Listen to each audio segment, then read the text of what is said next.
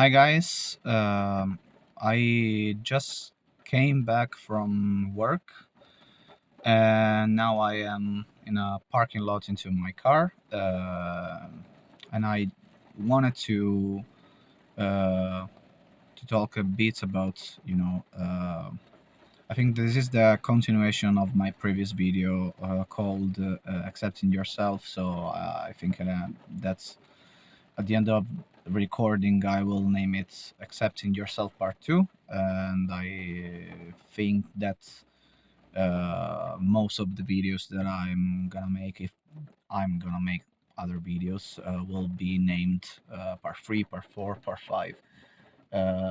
Because I think that this is a journey, this is a process, and it's not something that you do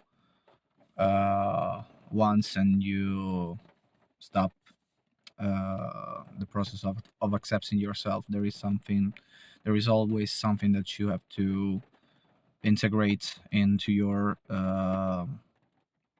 acceptance.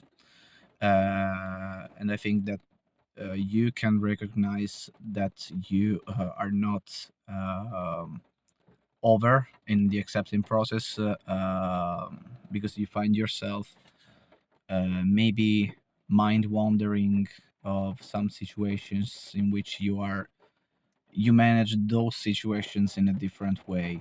And it's something that I was doing while I was coming back from work in the car.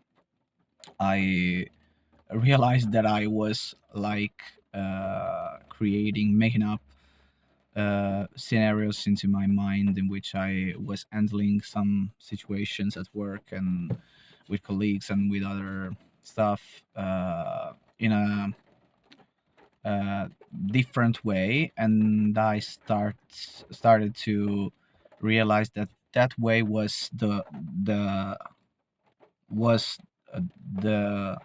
the vision the version of myself that I would like to that my ego would like to be, because it's always I think that is always the ego into yourself that wants to rise and makes you struggle in accepting yourself, because accepting yourself maybe is also uh, analyzing the reality for what it is and saying, okay, I'm a weirdo in that situation, I cannot manage the situation for how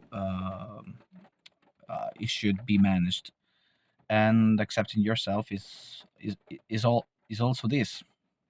So every time you are mind wandering about some situations in which you are basically not yourself, you are like giving space to your ego, I think. um, and so that's the reason why I mind wander. Maybe one reason is also because I have ADHD. So this is a condition, a typical condition of people with ADHD. But the other reason is also because uh,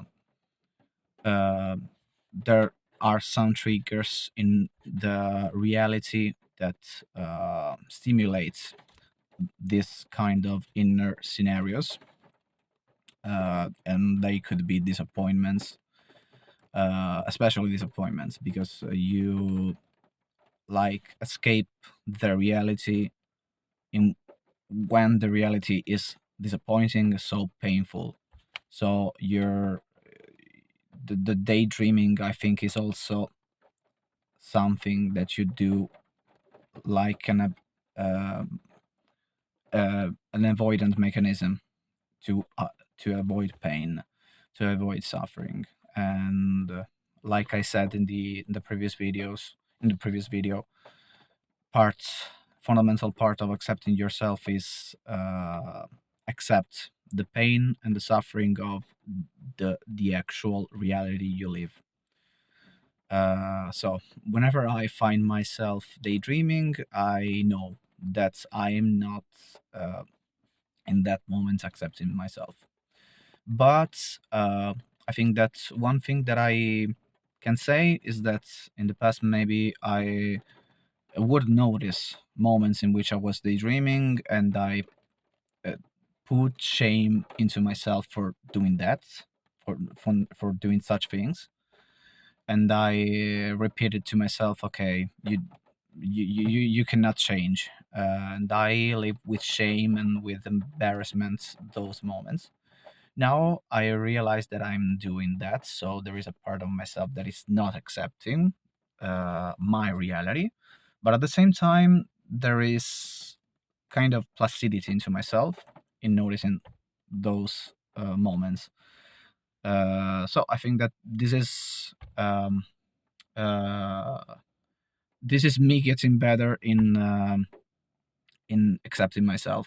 So uh, so I want to give some hope to people that can that notice themselves to be in this same place, because if you don't give up on this, I think that I can say that you can notice some improvements, and you start feeling better.